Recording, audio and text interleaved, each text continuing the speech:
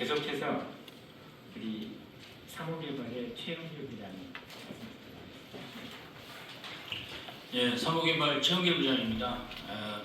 일단 오늘 토론회가 이제 중소건설사에 관련된 건설안전에 관련된 부분인데요. 저희 사무개발은 그 토목을 주로 진행하는 전문 건설사입니다. 어떻게 보면 오늘 토론회의 법령이라든지 제도가 개선되게 되면 직접적으로 영향을 받는 회사라고 보시면 될 것 같습니다. 그래서 오늘은 그 저희 전문 건설사로서 실제로 현장에서 안전 업무를 수행을 함에 있어서 좀 빠르게 개선되었으면 하는 사항들, 저희는 뭐 전문 실제 그 업무를 진행하는 입장에서 어떤 제도 개선에 대한 제안이라기보다는 실제로 현장에서 진행하는 부분에 있어서 어려운 부분이 이런 부분이 좀 있으니까 그 부분에 대해서 제도를 좀 개선해 주십시오라고 하는 어떤 바람, 그런 부분으로 좀 말씀을 좀 드리도록 하겠습니다. 일단 첫 번째로는 전문건설업의 이제 산업안전보건관리비 안전예산 부족입니다. 이 부분은 이제 과거부터도 많이 나왔었는데요. 이게 이제 전문건설 도급사 같은 경우에는 산업안전보건관리비가 동일 공사 규모와 동일 종류라고 한다 그러면 어떤 현장이든 동일한 안전관리비를 배정을 받게 되어 있습니다. 근데 전문건설사는 별도의 이런 규정이 있지는 않습니다. 그래서 뭐 전문건설사가 동일한 대거 규모의 현장이라고 한다고 하더라도 그 전문건설사 현장마다 차이가 있을 수밖에는 없습니다. 그렇다 보니까 어떤 안전보건 예산 부분에 차이가 있다 보니까 이 현장을 진행하는 부분에 있어서 그 안전보건 체계 구축을 하는 부분에 있어서의 핵심적인 인원인 안전 전문가라든지 이런 인력을 배치를 함에 있어서 예산이 좀 충분하게 배정이 되는 데서는 경험이라든지 어떤 이런 그 우수한 인력이라든지 이런 부분들을 확보를 할 수 있지만 예산 부분이 타이트하게 규정이 되는 현장 같은 경우에는 거기에 맞춰서 법적인 선임 조건만 갖추는 형태의 진행을 할 수밖에 없다. 이렇게 보시면 될 것 같고요. 거기에 따라서 이제 안전보건에 대한 예산 부분을 그러면 충분히 좀 반영을 해서 입찰에 참여를 하면 되는 것이 아니냐. 아니면 또 혹은 경영 책임자가 별도의 예산을 투입을 해서 안전보건 체계를 구축해야 되는 것이 아니냐. 이런 의견으로 말씀을 하시는 분들도 분명히 있을 겁니다. 근데 이제 이 건설업이라는 것은 수주산업입니다. 그렇다 보면 입찰 시에 이제 안전보건에서 예상되는 모든 부분을 반영을 해서 입찰을 하게 되면 당연히 낙찰을 받지 못할 것입니다. 뿐만 아니라 또 전문건설업이 저희가 지금 전문건설업을 진행을 하고 있는데도 불구하고 저희 전문건설업의 경영 책임자가 안전보건 예산을 별도로 편성해서 집행을 하고 있지 않은 건 아닙니다. 당사의 기준만 보더라도 저희 사무개발 같은 경우는 2024년도에 그 원도급사로 받은 법적 산업안전보건관리비 이외에도 저희 본사 전담 조직이라든지 아니면 현장의 안전시설물 지원이라든지 이런 부분을 위해서 별도로 제가 계산을 해보니까 이렇게 들어간 비용이 약 10억입니다. 최근에 건설 경기라든지 이런 부분들은 다들 잘 알고 계실 거고요.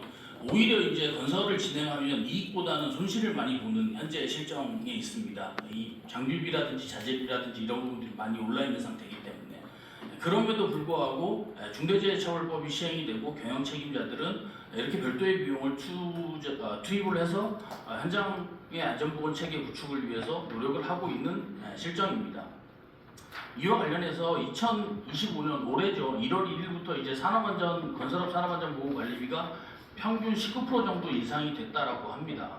근데 이거는 도급사에 해당되는 내용이고요.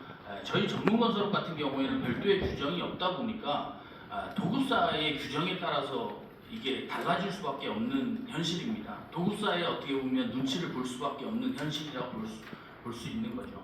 그래서 이런 부분에 있어서 좀 저희 전문건설사에도 이렇게 법적으로 규정을 좀 받을 수 있는, 보호를 받을 수 있는 이런 전문건설사 산업안전보건관리비를 별도로 규정을 해주셨으면 좋겠다라고 하는 부분하고요. 그 다음에 이제 지금 건설업 산업안전보건관리비 집행 부분에 있어서 인건비 부분이 차지하는 비용이 상당히 큽니다.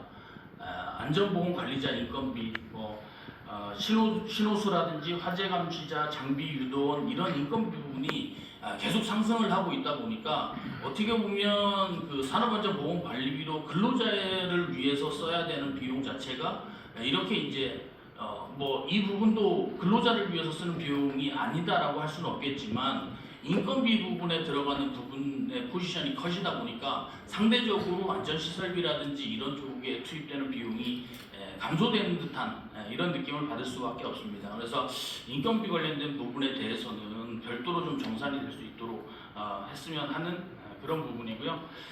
두 번째로는 안전보건 교육 제도의 개선입니다. 요거는 뭐 우리 교수님들께서 이제 발제 때 동일한 내용들이 많이 나왔는데요. 실제로 이제 산업안전보건법 제29조에 보면 이 안전보건 교육에 대한 의무 주체가 사업주로 되어 있습니다. 그러면 이게 이제 도급사의 사업주뿐만이 아니라 저희 같은 이제 전문건설사의 사업주도 당연히 교육을 해야 되는 의무 주체에 해당이 된다라고 보시면 될 것 같습니다. 근데 건설업 같은 경우에는 이제 아무래도 일용직 그리고 이제 신규 근로자들이 상당히 좀 많습니다. 그러다 보니까 거기에 따라서 이제 그 이직률이 상당히 높아서 신규 채용자가 매일 발생하는 현상도 발생이 되고요. 그리고 그 중에는 또 특별안전교육 대상의 근로자들이 상당수가 포함이 되어 있다고 보시면 될 것 같아요. 그래서 제가 배포된 그 토론문 자료에 보시면 신규 채용자에 대해서 신규 채용자가 발생되고 거기에 따른 특별안전교육이 발생됐을 때 저희 그 사업주가 의무이기 때문에 거기에 따른 교육 시간에 대한 부분을 뭐 작성을 해놨는데요. 당일에 들어온 근로자가 당일에 현장에 투입하기 어려운 실정까지도 된다라고 보시면 될 것 같고요. 뿐만 아니라 이제 관리감독자 교육에 대한 부분도 23년도 9월달에 산업안전보건법이 개정이 되면서 관리감독자도 채용시 교육, 정기안전교육은 기존에 있었고요. 특별안전교육 이런 부분들이 늘어나게 됩니다. 근데 이제 관리감독자 같은 경우에는 저희 전문건설 같은 경우에는 한 명의 관리감독자가 특별안전교육 대상 공종 하나만을 관리를 하지는 않습니다. 보통 한 2~3개, 많게는 뭐 5개까지도 관리를 하게 되죠. 그렇게 되면은 지금 이제 그 안전보건교육 설명서라고 하는 부분이 고용노동부에서 발간된 부분이 있는데 거기에 있는 내용대로 따지면 예를 들어서 특별안전교육 한 사람이 특별안전교육 대상 공종을 4개를 관리해야 된다라고 하면 그 4개 공종 플러스 1을 더한 덫에다가 곱하기 8을 하면 됩니다. 이런 식으로 계산을 해서 교육을 다 받고 들어가야 됩니다. 근데 문제는 이 교육에 대한 주체가 저희한테 있다는 거죠. 사업주, 저희 소속 근로자이기 때문에 사업주에게 있다는 거죠. 그렇다 그러면 도급사에서는 안전보건 교육장을 제공만 해주면 됩니다. 교육은 전문건설업에서 해야 되는 거죠. 근데 그 제공되는 교육장이 현장별로 보통 1개 정도라고 보시면 됩니다. 1개의 교육장에 그 여러 사람에 해당되는 사람들을 돌아가면서 교육을 진행을 해야 된다라고 한다 그러면 교육 시간이 어마어마하게 이거는 실질적으로 교육을 할 수 없는 수준까지도 간다라고 보시면 될 것 같고요. 일례로 현장에 있는 안전관리자들의 목소리를 잠깐 빌리면 현장에 있는 안전관리자들은 다른 거 하면 안 됩니다. 교육만 해야 됩니다. 계속 교육만 해야 됩니다. 그래야지 이 부분을 해낼 수 있기 때문에 결국에는 이런 부분들이 서류를 맞추려면 그냥 교육 서류만 맞출 수밖에 없는 겁니다. 실질적인 교육은 할 수가 없고요. 그래서 그런 부분에 있어서는 뭐 저희가 전문 강사가 있는 것도 아니고 그다음에 교육 시설이 충분히 갖춰져 있는 부분도 아니기 때문에 거기에 따라서는 뭐 안전보건공단이라든지 아니면 외부 전문 교육기관에서 교육을 받고 실질적으로 현장에서는 그런 교육을 이수했는지만 확인을 하고 그리고 현장 특성에 맞는 교육을 별도로 진행을 하면 교육에 대한 효율성도 높아질 수 있을 뿐만 아니라 그 교육에 쏟을 시간을 현장 관리 감독을 하는 부분에 쏟을 수 있어서 더 많은 그 관리 감독의 효과가 있지 않을까라고 하는 생각입니다. 세 번째로는 현장 안전 보건 서류의 간소화라고 보시면 됩니다. 2022년도 11월 31일 날 중대재해 감축 로드맵 브리핑 자료에도 나와 있습니다. 많은 기업에서는 실제 안전 역량 향상보다 당장의 처벌을 피하기 위한 서류 작업에 더 많은 관심을 쏟고 있습니다. 라고 하는 내용이 들어가 있습니다. 아마 정부 관계부처에서도 이미 현장에서 안전보건에 대해서 서류 업무를 진행하는데 많은 시간을 할애하고 있다는 부분들을 이미 알고 계실 겁니다. 실제로 건설 현장에서 그렇습니다. TBM이라고 하죠. 작업장 안전점검회의, 건축법 안전교육일지, 산업법 안전보건교육일지, 중장비 일일 안전점검, 작업허가서, 각종 작업계획서, 안전보건 점검기록, 안전보건관리자 업무일지 등 이게 매일 작성되고 있는 거고요. 뿐만 아니라 주간, 월간, 분기, 반기, 연간 그리고 수시로 작성되는 서류들까지 그 양은 어마어마하다라고 보시면 될 것 같습니다. 뿐만 아니라 지금 이제 중대재해 감축 로드맵의 이 핵심이죠. 위험성 평가 중심의 자기규율 예방 체계에 대한 부분에 대해서 말씀을 드리면 위험성 평가도 뭐 앞에 이용수 대표님께서 한번 말씀을 하셨었는데 위험성 평가 관련 지침에 뭐라고 되어 있냐면 예견 가능한 모든 유해 위험 요인에 대해서 작성하라라고 되어 있습니다. 건설업은 수시로 바뀌는 작업이고요. 동시다발적으로 진행이 되고요. 한 명의 근로자가 오늘 하루에도 이 작업했다가 다른 작업했다가 이렇게 바뀌는 부분들도 있습니다.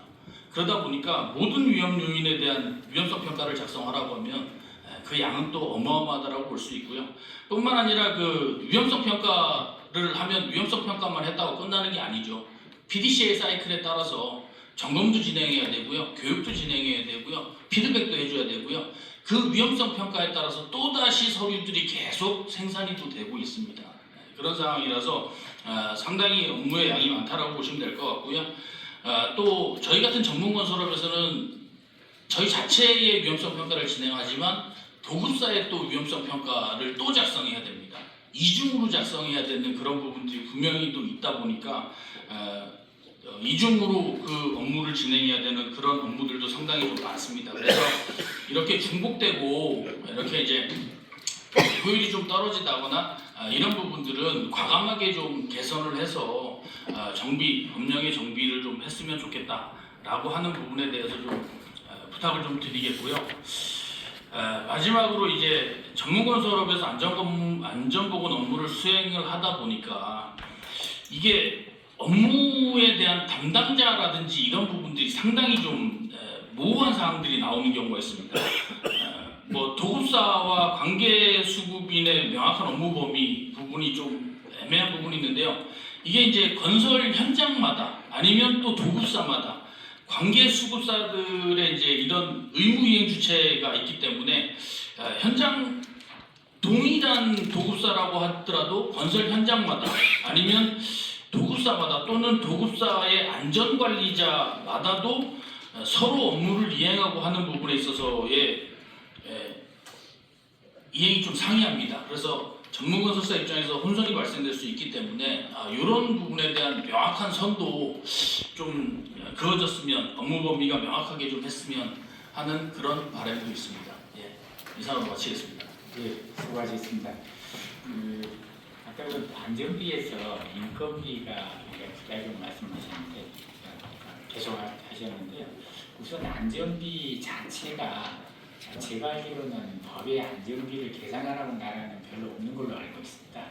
왜냐면 선진국에는 안전비는 필요하면 쓰는 것으로 해야 되는데 우리는 처음부터 안전비용이 열악한 투자를 안 하는 상태에서 통계를 작업한 것이 부족하기도 한데 다들 상한선으로 인식을 시켜놔가지고 그것만 하면 더 의미를 하는 걸로 되다 보니까 요즘 메이저 건설사에서는 안전광합이라고 무제한으로 투입을 하고 있는데 그렇게 되도록 바꿔야 될 것 같고요. 그럼 안전비는 이제 좀 산업법 전체로 넘어가면은 5장 도급사업 안전관리에 보면은 도급하고 건설업 편이 섞여서 나오는데 거기 67조 3항에 드디어 발주자가 적정한 공사비와 공기를 계산하라는 조항이 들어갔거든요. 근데 이 안전비는 직접 공사비예요. 그럼 안전비용 자체를 조항을 싹 날리면 됩니다. 그리고 거기 전체 저희가 착각하고 있는 게 뭐냐면 공사는 저가 낙찰을 해갖고 직접 공사 자체도 부족한데 안전비만 확보하면 안전이 확보된다는 착각에 빠져 있거든요. 천만의 말씀입니다. 공사를 선도해야 되는데 안전비 들인다고 안전 안 되거든요.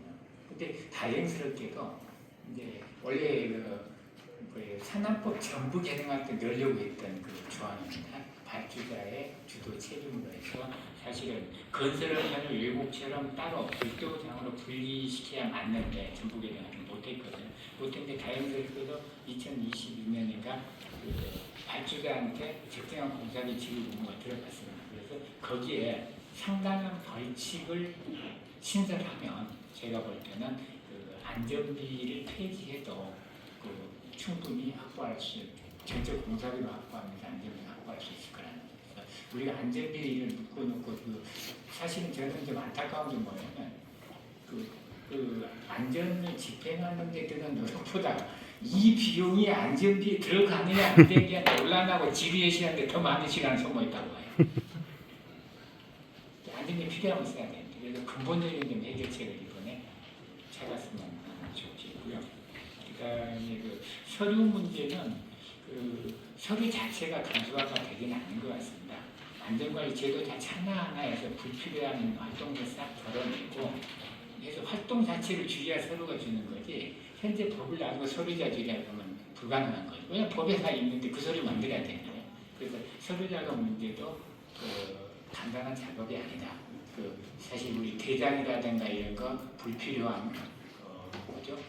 그 제도들 또는 PTW 작업하고 하나 가지고 되는데 뭐 따로 다른 위험수법을 만든다는 그런 걸 안 하게 하고 그래야만이 서류가 주는 거지. 지금 우리가 서류 간소화한다고 되는 거예요. 더구나 요즘에 이제 그 플랫폼 이용의 서류를 전산하다 보니까 생각 없이 그냥 서류만 양산하는 자동화가 좀 이루어지고 있거든요. 그런 문제도 좀 고민해보겠습니다. 아까 담당자 문제는요. 우리 다음 토론에서도 홍성호 선임연구원님께서 아마 이 부분에 대해서 내용을 가지고 계신 것 같으니까 한번 부탁드리겠습니다. 예, 건설경쟁연구원의 홍성호입니다.